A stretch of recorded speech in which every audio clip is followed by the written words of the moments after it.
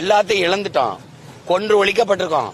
அதுக்கான நீதி உரிமையை கேட்டு கத்தி கதற கூட நின்னு போராட ஒரு இடமற்ற நிலையில் நிறுத்தி வைக்கப்பட்டிருக்க அடிமை, கேவலமான அடிமை மைன மக்களாக நாங்க இருக்கோம்.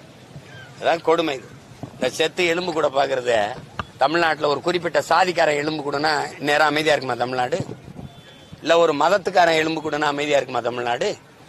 செத்து கிடக்கிறவன் தமிழனா செத்து கிடக்கிறதுனால தமிழனா யாரோ தமிழனா அப்படின்னு போயிட்டு இருக்கான்.